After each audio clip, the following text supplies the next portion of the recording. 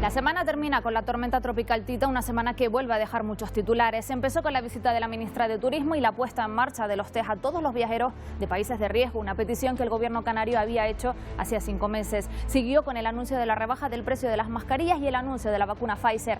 Mientras sigue creciendo el número de contagiados, preocupa Tenerife y el Ejecutivo toma medidas más drásticas y continúa también la llegada de migrantes, la mayor de la historia de Canarias. La presión en el muelle de Arguineguín es insostenible y tanto el Estado como Canarias abrirán nuevos centros de acogida. También se avanza en la creación de la renta de ciudadanía canaria, así como en la tramitación de las cuentas canarias en el Parlamento. Y en Madrid el presupuesto del Estado supera el primer trámite en el Congreso. Son solo algunos de los titulares. Comenzamos ya la semana.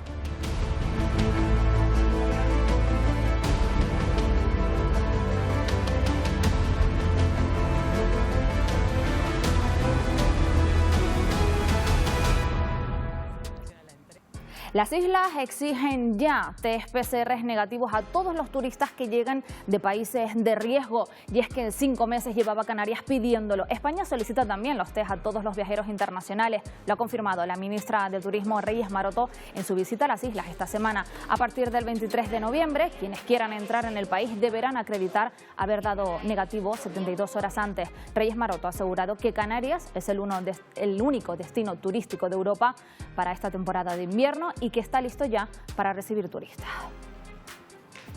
Las Islas Canarias son el destino de referencia de sol y playa durante la temporada de invierno para los Con la intención de reactivar la actividad turística del archipiélago, Tour España pone en marcha la promoción Back to the Canary Island, Back to Spain.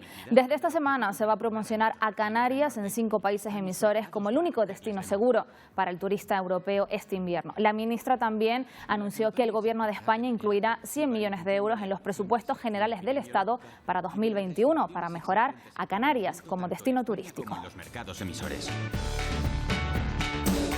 Inicialmente los mercados seleccionados son... Los datos del COVID-19 siguen preocupando, sobre todo en islas como Tenerife, con más de 2.600 casos activos. Por eso, el gobierno canario ha tomado medidas excepcionales para frenar los contagios durante 15 días. La Junta de Seguridad limita las reuniones a 6 personas, se reducen también aforos en hostelería y espacios públicos, incluso en las playas solo se permite el 50% del aforo. Duras medidas ante una situación que, según el presidente de Canarias, la isla está a punto de entrar en riesgo alto por incidencia acumulada y con el 18% de las camas de UCI ocupadas. Los municipios más afectados, Santa Cruz de Tenerife y La Laguna. Conocemos exactamente estas nuevas medidas que afectan a la isla de Tenerife. Recuerden, el semáforo rojo, las restricciones más significativas las encontramos en las reuniones sociales o familiares, que hasta ahora estaban autorizadas para 10 personas, ahora solo pueden ser 6. Antes se permitía fumar en las terrazas de bares y restaurantes y ahora queda totalmente prohibido. Se limitan también los aforos en los establecimientos de hostelería. En interior pasa a ser de 1/3 de su capacidad, las terrazas al 50%, máximo de 6 personas por mesa y el horario de cierre pasa a ser a las 11 de la noche. En cuanto a los comercios, el aforo se reduce hasta el 50%. Parecen bien porque no queremos que siga aumentando el número de contagios. Desde el punto de vista comercial, fatal, porque esto termina de hundirnos a todos. Ya de por sí está la cosa muy floja, ahora más todavía. Y yo creo que el próximo paso quizás sea peor aún, que sea un cierre total. La actividad en los colegios no se ve afectada por estas medidas, pero vamos a ver en un gráfico cómo supone un contagio en una clase si la comparamos con una abierta, con ventanas abiertas, es decir, con ventilación, y otras sin ella. Supongamos que el paciente cero es el profesor, es el que está afectado por COVID-19 y nos encontramos en un aula con 25 alumnos sin ventilación, pero además sin mascarillas puestas durante 2 horas aproximadamente. Es la duración y la situación más peligrosa. Pasarán 2 horas de clase con el docente enfermo y sin tomar medidas de protección. Los aerosoles tienen una probabilidad de contagio que podría alcanzar hasta los 12 alumnos. En cambio, si todos los alumnos llevan mascarillas puestas y procedemos a abrir puertas y ventanas, aún con aerosoles contaminando en el interior de la clase y con corriente de aire, tan solo un alumno pasaría a estar contagiado, ya que los aerosoles se desploman. En brotes reales se ha observado que la distribución de los contagios es aleatoria, ya que todos los aerosoles se acumulan y distribuyen por la sala indistintamente. Y otra decisión del gobierno estatal ha sido la rebaja del IVA de las mascarillas del 21 al 4%. Aquí en Canarias el gobierno da un paso más y elimina también el IGI hasta ahora del 3% sobre las mascarillas de venta al público. La media La medida se aprobará en el próximo Consejo de Ministros y el Ejecutivo Estatal asegura que ahora sí cuenta con el permiso de Europa para hacerlo. A las islas también nos influirá la rebaja del precio máximo que se llevará a cabo. Las mascarillas suponen ya un gasto diario que hay que sumar más en el contexto económico complicado que nos está dejando la pandemia. Pero sin duda la noticia esperanzadora de la semana la conocíamos de la mano de la farmacéutica Pfizer, que asegura que su vacuna tiene una eficacia del 90% y que se encuentra en última fase de experimentación. Pero también hemos visto lo complicado que resulta la logística de distribución. Necesita conservarse por debajo de los 80 grados. Es un nivel de congelación que ahora mismo pocos centros sanitarios pueden garantizar. La OMS cree que se podría comenzar a administrarla el próximo año. El ministro de Ciencia e Innovación, Pedro Duque, asegura que España tendrá 20 millones de vacunas, aunque cada persona requerirá 2 dosis. Y estamos ante las peores cifras de la migración de la historia de Canarias. Ahora mismo, más del 50% de los migrantes de toda la Unión Europea entra por el archipiélago. Este año los flujos han aumentado en un 1000 por 1000 con respecto al año pasado. Una situación que la ministra Carolina Darias junto al presidente canario Ángel Víctor Torres han presentado. Un plan de actuación para rebajar el impacto del repunte migratorio. El plan de choque contempla actuaciones de los países de origen y la puesta en marcha de nuevas instalaciones para rebajar la presión en el muelle de Arguineguín, que esta semana ha vuelto a albergar a 2000 personas. Y las islas Canarias se pueden convertir en una jaula, en una cárcel, ni como hoy decían en algún escrito, un gueto. Y como consecuencia de este punto de inflexión, el Gobierno de España, como consecuencia de ello, pues puso en marcha un paquete de medidas reforzadas bajo la coordinación interministerial. Y todo viaje tiene un destino y un origen. Para muchos migrantes senegaleses que huyen hacia Europa, ese punto de partida es Modur. Solo de esa zona han muerto 50 jóvenes de los que se tienen noticias. Esta semana el periodista y colaborador de Radio Televisión Canaria, José Naranjo, lo hemos visto en Atlántico Noticias, se ha desplazado hasta el lugar para conocer cómo está afectando la crisis del coronavirus y la falta de oportunidades en una de las principales zonas pesqueras y turísticas de Senegal. Vamos a ver ahora en un gráfico detalladamente cómo se ha comportado la migración en los últimos años en el archipiélago. Si echamos la mirada atrás, vemos que en el año 2006, en plena crisis de los cayucos, llegaron a Canarias más de 39.000 personas. En el año 2018 y 2019 las cifras bajaron para volver a crecer en 2020, superándose ya los 13.500 migrantes. Un repunte migratorio cuyas circunstancias complica la COVID-19. Canarias cuenta con 200.000 canarios diabéticos. Este sábado celebramos el Día Mundial de la Diabetes y por ese motivo durante toda la semana esta casa Radio Televisión Canaria se ha sumado a la campaña para recordar la importancia de cuidarse y de llevar una vida saludable. Cerca del 9% de la población en Canarias tiene diabetes. Por eso, unos días donde además hemos incidido en la importancia de concienciar sobre esta dolencia silenciosa, ya que muchos que la padecen lo desconocen. Los mayores factores de riesgo son la pobreza y la obesidad. Acerca de su tratamiento y los posibles factores de riesgo. El 14 de noviembre, ponte en mis zapatos. Día Mundial de la Diabetes. Radio Televisión Canaria. Ponemos el corazón. El Palacio de Justicia de Las Palmas de Gran Canaria ha juzgado esta semana a Jesús Millán, acusado de asesinar en 2018 a Enzo de Jesús, un joven que murió apuñalado y pedreado en Fuerteventura. Los forenses determinan que uno de los golpes provocado por un bastón en cuya punta había amarrado una hoja de tijera le provocó una herida mortal que le atravesó el corazón. El acusado juró ante la sala que no tuvo la intención de hacer daño a la víctima. La Fiscalía le pide 22 años de cárcel por asesinato. Y el coronavirus nos ha robado muchas cosas este año, pero hay una que no nos puede quitar y es la ilusión. Ya está aquí la Lotería de Navidad para que no renunciemos a compartir la suerte. Este año ha habido momentos en los que he sentido miedo, pero gracias a ti nunca me he sentido sola. Carmen. Este año tan especial y bajo el lema Compartir como nunca se hace un recorrido histórico desde los años 40 hasta la actualidad. En estos tiempos de pandemia incide sobre la importancia de mantenerse unidos pese a la distancia, ya sea de muchos kilómetros o de tan solo unos metros.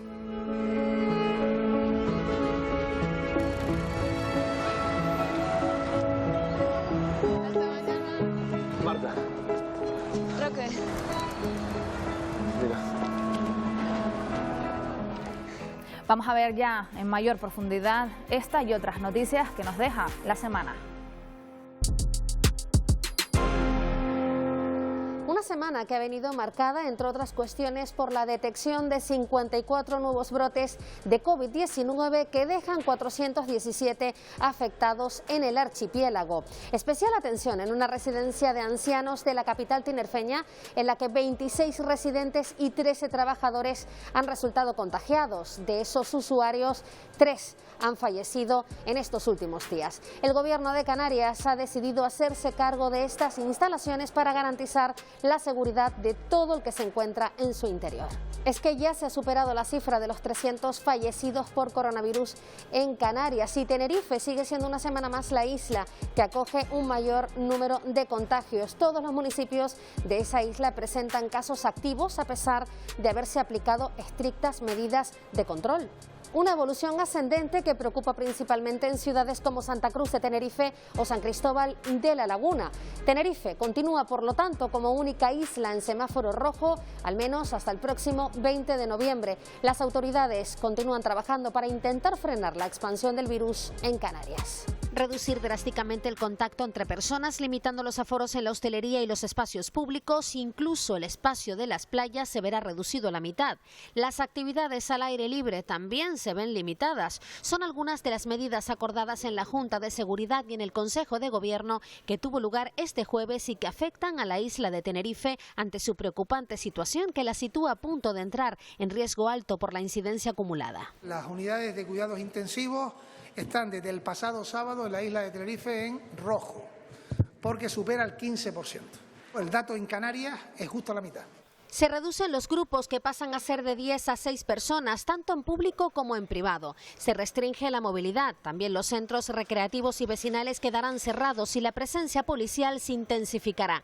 Las autoridades locales, insulares y regionales apelan a la responsabilidad de los ciudadanos ante el cumplimiento de estas medidas que estarán vigentes al menos durante 14 días. El uso de la mascarilla continúa siendo imprescindible y las personas que por motivos de salud no puedan llevarla tienen prohibido permanecer en sitios cerrados o acudir a actos multitudinarios. Las mascarillas nos acompañarán durante un largo periodo de tiempo, lo cual supone un importante desembolso económico a las familias. El Ejecutivo Central ha confirmado este miércoles una rebaja del 21 al 4% en el IVA. En Canarias, el presidente Torres también ha anunciado modificaciones en el IGIC a la hora de adquirir estos productos.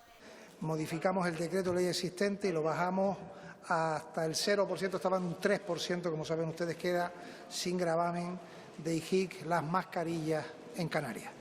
Mascarillas y nuevas restricciones para doblegar la curva de contagios, pero sobre todo las esperanzas puestas en la aparición de una vacuna efectiva y segura contra la COVID-19. El martes, el ministro de Sanidad lo hacía público. Una vacuna gratuita para inmunizar a unos 10 millones de personas en nuestro país podría ser una realidad a partir del mes de mayo. Las primeras dosis, si todo va bien, deberían de llegar a principios del año que viene. Si todo fuera muy bien, incluso a finales de este año, pero vamos a decir a principios del año que viene. El ministro Illa ha asegurado que los protocolos de vacunación se llevarán a cabo en base a los criterios de los expertos. Una enfermedad, la COVID-19, que sigue ocupando y preocupando. Justo esta semana se cumplen 8 meses desde que la Organización Mundial de la Salud comenzara a hablar de pandemia o se decretara el estado de alarma, y hemos querido reflejar cómo lo han pasado aquellas personas que se han enfrentado cara a cara al virus. Sanitarios, pacientes, familiares, rastreadores, personas que han quedado marcadas por el virus.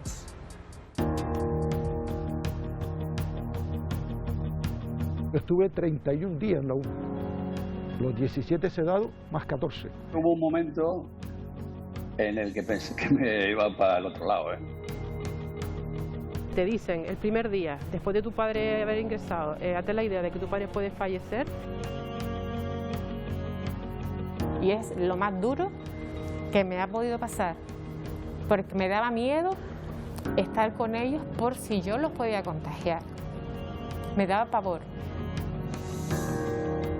Hemos llorado como todos, caben esperar, pero no decimos que eso lo hacemos, porque nuestro papel no es llorar, nuestro papel es seguir trabajando por los enfermos.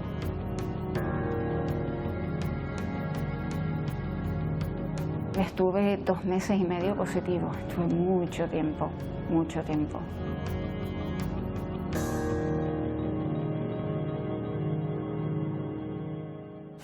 Entonces el domingo por la mañana llamé al 112, le dije por favor venga a recogerme que me estoy asfixiando.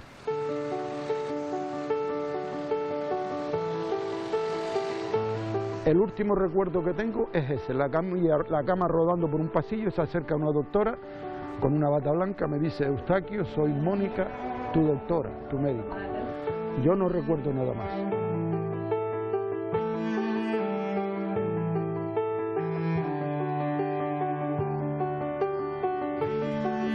Lo pasamos bastante mal, estuvo muy grave. Tenía el nivel de oxígeno al 80%, me dijo que me hiciera la idea de que mi padre podía fallecer. Tú sabes que el paciente tiene el COVID, pero ahora para mí entrar en la habitación no es como al principio. Sabíamos que era una enfermedad extraordinariamente complicada, grave y nueva, todo a la vez. Y todos los sanitarios que estábamos nosotros en el servicio, pues nos generaba un terror tremendo, pensando que un paciente joven como fue en aquel momento, pues iba a fallecer.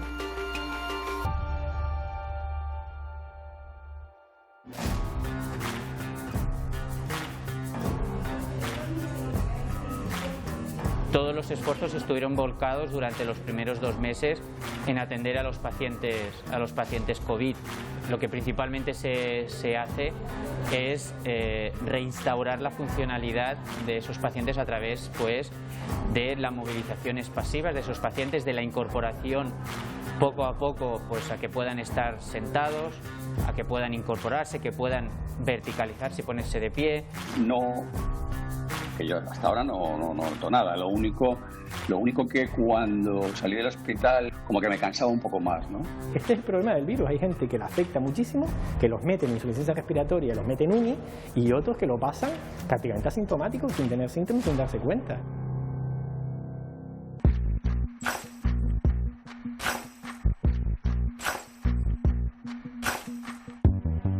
Yo he llorado bastante. Pero después tenemos la otra parte, que los vemos, venga cómo estás hoy, los animamos, ya verás que va todo bien. Entonces también les ayudamos a motivarlos. Esta pandemia va a cambiar el mundo. A mí me ha cambiado totalmente. Ya yo lo que quiero es vivir y disfrutar.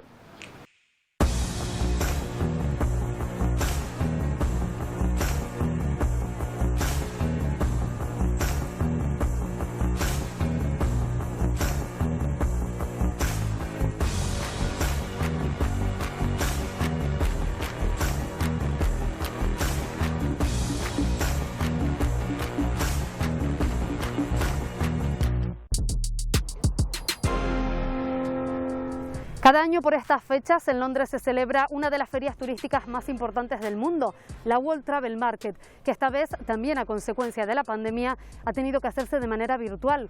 El objetivo de Canarias en esas reuniones que se han mantenido es el de seguir haciendo ver a nuestro principal mercado emisor que las islas son un destino seguro. Para impulsar tanto el turismo como el resto de la economía, los presupuestos son una herramienta fundamental y esta semana las cuentas del Estado han superado en el Congreso su primer trámite parlamentario, el de las enmiendas a la totalidad.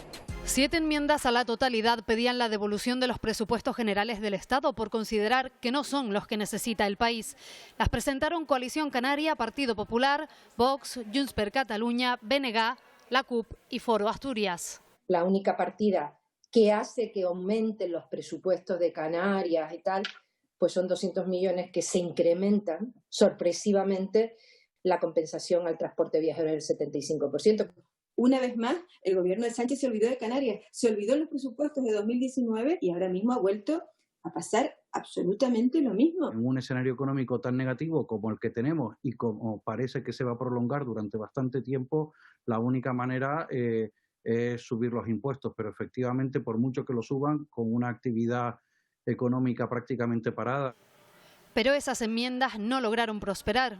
quedan rechazadas. Al final, lo que realmente importa es contar con un instrumento necesario, imprescindible para nuestro país, que son unos nuevos presupuestos generales del Estado. En una situación de pandemia, con un presupuesto prorrogado para el año 2018, sencillamente es imposible abordar los tremendos problemas que tiene planteado la sociedad española y también la canaria. Ahora las cuentas continúan con su trámite para el que ya se preparan las enmiendas parciales. Que estas cuentas públicas sean el revulsivo que este país necesita para salir de la crisis. En Canarias, los presupuestos para el año que viene han iniciado su trabajo parlamentario con la explicación de las cifras para cada consejería. Eso coincidiendo con la visita en las islas de la ministra de Turismo, Reyes Maroto, quien se ha comprometido con un plan de 100 millones para el sector turístico que se repartirán en los próximos 3 años.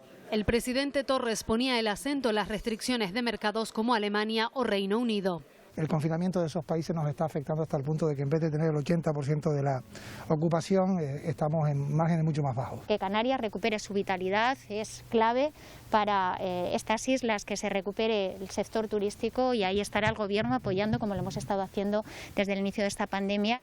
Pero si hay una cita importante para el sector, esa es la World Travel Market de Londres, esta vez de manera virtual. Nuestro principal objetivo es recuperar la conectividad perdida de nada más y nada menos que 7,2 millones de plazas aéreas desde febrero del 2020 hasta el día de hoy.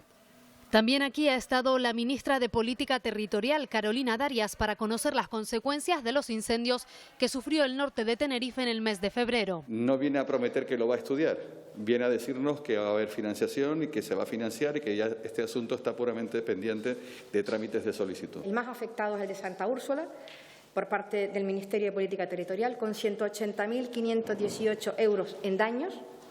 Significa que nosotros financiaríamos el 50%. Un fuego que arrasó casi un centenar de viviendas. La inmigración ha copado gran parte de la actualidad canaria esta semana. Estamos al lado del campamento que levanta el Estado en Barranco Seco para descongestionar el del muelle de Arguineguín, donde cientos de personas continúan hacinadas. Tanto el Colegio de Abogados de Las Palmas como organizaciones internacionales e incluso sindicatos policiales han denunciado la situación de indefensión de estos migrantes. Mientras tanto, se ha producido ya la primera deportación en España desde que comenzó la pandemia. La situación en Arguineguín es crítica. Más de 2.000 personas, también niños, se hacinaban este lunes en el muelle en un campamento montado para un máximo de 400. Medio millar durmió al raso. Policía Nacional y Guardia Civil alzan la voz, denuncian las condiciones de los agentes y de los migrantes y se crean momentos puntuales de tensión como este. Estamos totalmente desbordados, es una situación límite. Ahora mismo hay más de 1.800 personas inmigrantes en Arguineguín y anoche fueron custodiados únicamente por 9 policías. Organizaciones como Amnistía Internacional y Human Rights Watch declaran que no se respeta su dignidad ni sus derechos básicos. No hay baños suficientes, se mezclan a positivos con negativos por COVID y no hay camas. A las denuncias policiales y de ONGs se le suman las del Colegio de Abogados, esta vez ante el diputado del Común. Afirman que no se les presta asistencia jurídica. No nos pueden garantizar equipos de protección individual para poder asistirlos. No hay un lugar físico donde reunirte. Para descongestionar el muelle, el Estado instala un campamento en el antiguo polvorín de Barranco Seco con capacidad para 800 personas, aunque mientras tanto se produce la primera deportación en España desde que comenzó la pandemia y se hace desde el aeropuerto de Gran Canaria hacia Mauritania, donde los vemos en estas imágenes cedidas por la cadena SER. Se trata de 22 personas, la mayor parte de Senegal, que permanecían en el CIE de Barranco Seco. Lo que hace Mauritania es colocar a las personas que no son nacionales mauritanios en las fronteras con sus países. Los colocan en la frontera y las personas normalmente en ese momento pues a buscarse la vida. Precisamente el viernes se organizó un día de duelo en las redes por la muerte, según activistas senegaleses, de 480 compatriotas en una semana que intentaban llegar a las islas. Recogió testimonios en El País el periodista José Naranjo. Estuvimos 8 días en el mar. Fue tan difícil, había gente muy enferma y en un momento dado murieron.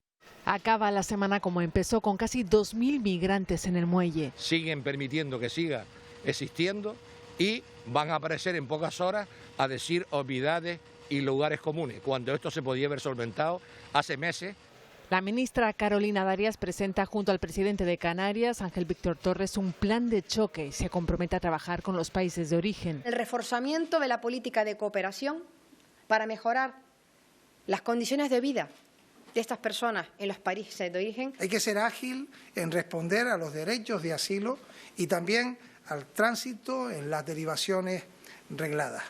Más de 5.000 personas han llegado a las costas canarias este mes de octubre histórico, un 1.000% más que en 2019. Son 20.000 en lo que va de año y 1.600 de ellos menores no acompañados.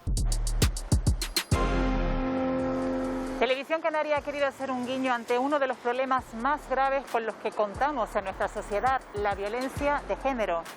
Estamos en el mes de noviembre y justo el día 25 se celebra el Día Internacional de Erradicación de la Violencia contra las Mujeres. Esta semana hemos podido entrevistar aquí en Televisión Canaria a José Luis Sánchez Jáuregui, fiscal delegado de Violencia contra las Mujeres, y además hemos podido escuchar el estremecedor y desgarrador relato de una superviviente, una mujer fuerte, luchadora. Ella es Miriam Cabrera.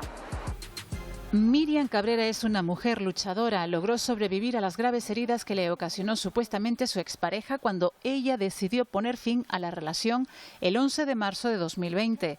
Todo ocurrió en el interior de su vivienda en Ico de los Vinos, en Tenerife. Nos lo contó en Buenos Días, Canarias. Buscar ayuda donde sea. Si el Estado no te respalda, busca ayuda en vecinos, en familia, en amigos. Pero tienes que salir de esa situación. No pienses que pierdo la casa, es que pierdo el trabajo. Que mientras no pierdas la vida, todo lo demás tiene solución. El miedo de las víctimas paraliza, pero ella misma, una superviviente, recomienda actuar, pedir ayuda. Que su vida prima por encima de cualquier cosa, más si tiene hijos. Muchas veces te quedas atrapada porque piensas en los niños. Precisamente es por los niños por los que tienes que tomar medidas. El juicio contra el supuesto agresor aún no se ha celebrado. En los juzgados precisamente se sabe de la realidad que sufren muchas mujeres que conviven con sus supuestos maltratadores. Por eso se han creado juzgados especializados en violencia contra la mujer. En Canarias hay un total de 6 y algunos han estado desbordados con el trabajo. Curiosamente, durante el confinamiento bajó el número de denuncias.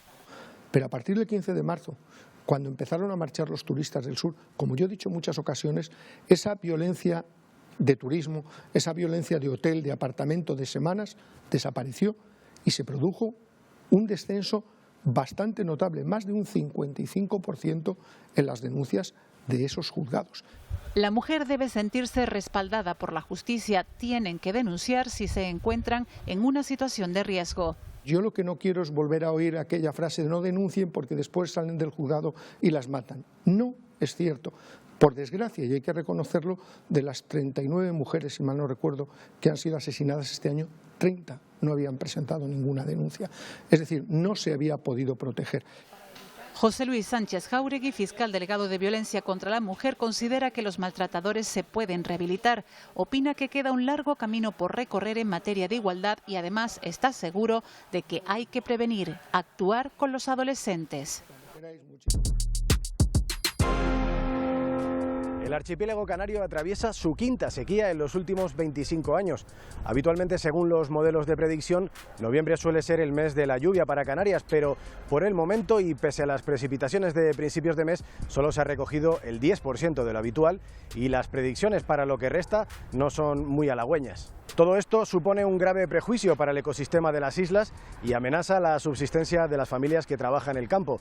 Ante la falta de lluvia, los agricultores hacen cada vez más uso del regadío, un recurso que requiere cierta inversión y que podría haber retiradas sus ayudas por parte de la Unión Europea. Según los datos de la Agencia Española de Meteorología, Canarias se encuentra ya oficialmente en un periodo de sequía, como confirman los expertos. Tenemos años muy lluviosos y años muy secos. Lo que sí es cierto es que en las 2 décadas que llevamos del siglo XXI, en algunos lugares se han producido las sequías más intensas desde que hay datos. Las lluvias de los primeros días de noviembre han aliviado las cosechas ligeramente, pero aún son muy insuficientes y afectan negativamente a las actividades productivas del campo. Nada, olvídate. Eso no llover, pero caer un poco de agua, 15, media hora como mucho nomás. Hombre, si no tiene agua no crecen, se quedan todas pequeñitas, no te crecen nada.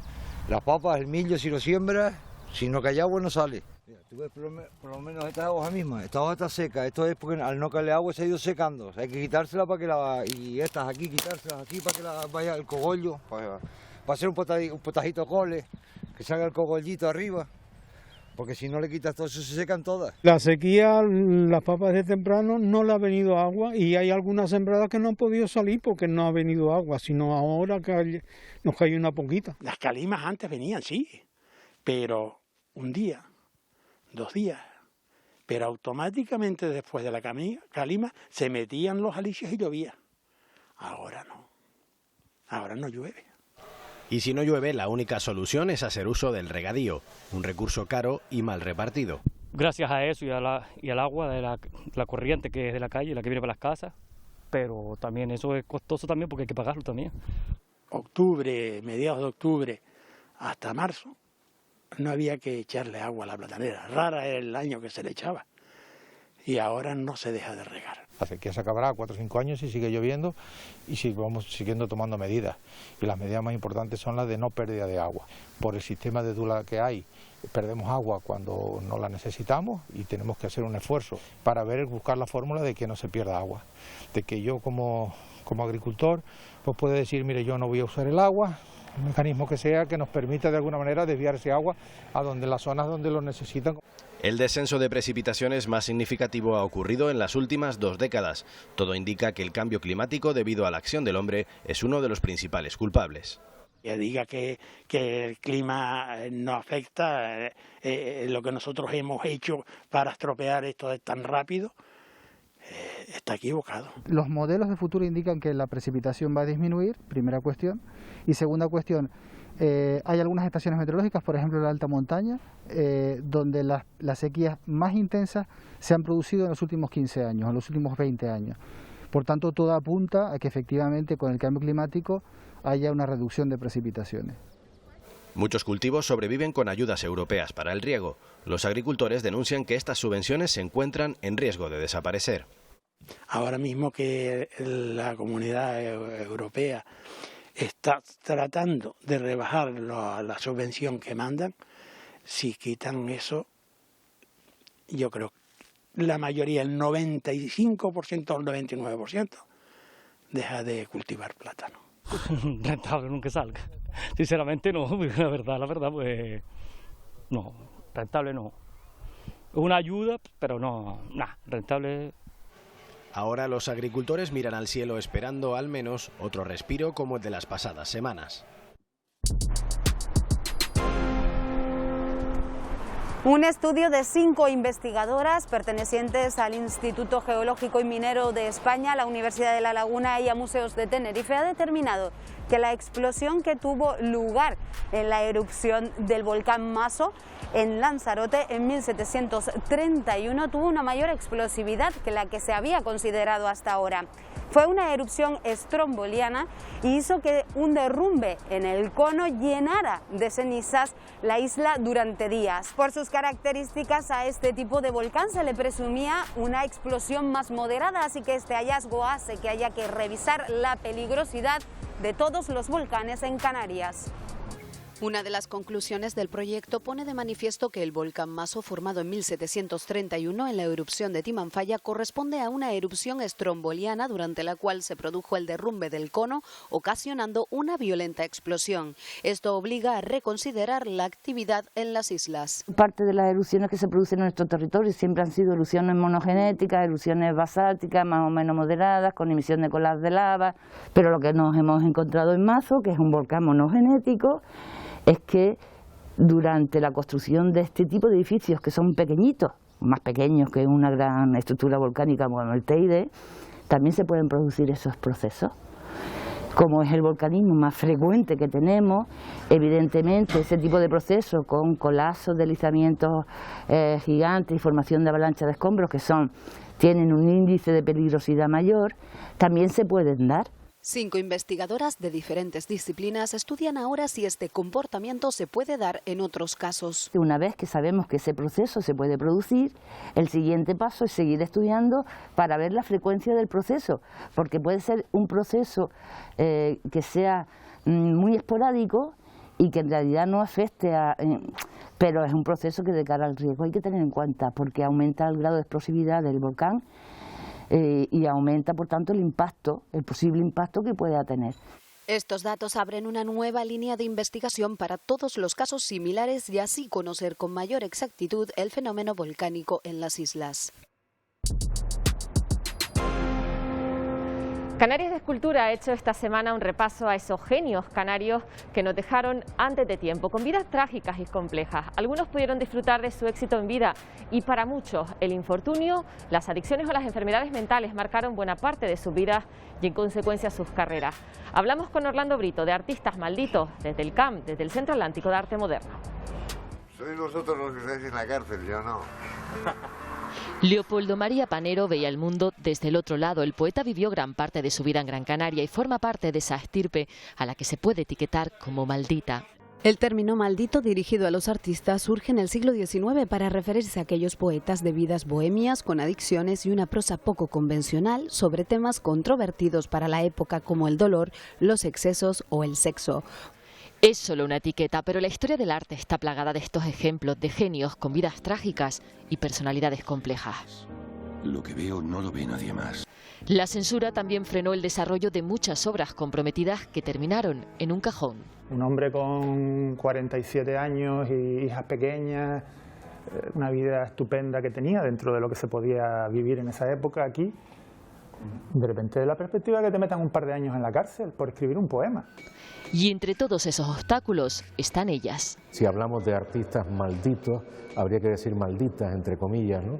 En el sentido de cómo una lectura o una historiografía, ¿no?, que ha sido escrita y ha sido dirigida por hombres, ¿no?, de alguna forma ha estado obviando la labor creativa de muchas mujeres. Otros consiguieron el éxito en vida, pero el infortunio marcó su biografía y en consecuencia su obra.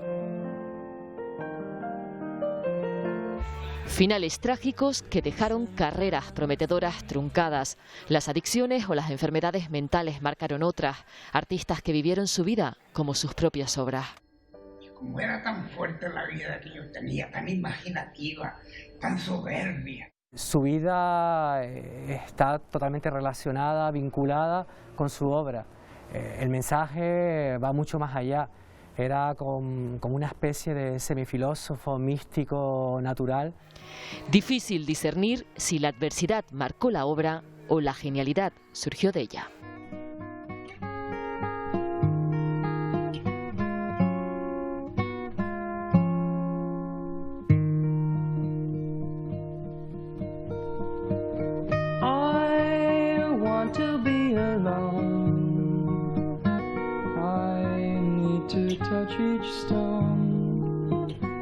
Face the grave that I have grown. I want to be alone.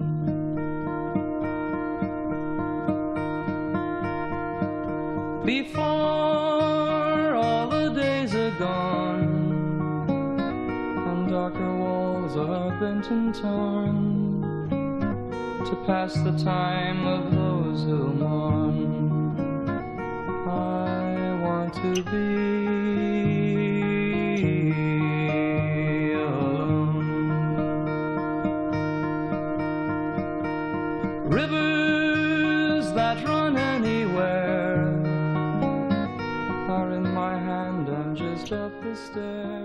Las aguas entre Tenerife y La Gomera han recibido la distinción de Punto de Esperanza Marina. Lo otorga la Fundación Mission Blue, que preside la oceanógrafa Silvia Ehl, Premio Princesa de Asturias. La propia Ehl adelantó en una entrevista en el programa de investigación nivel 4 de Televisión Canaria este reconocimiento y fue comunicado de manera oficial en el primer Congreso Internacional de Avistamiento de Cetáceos que se celebra en Tenerife.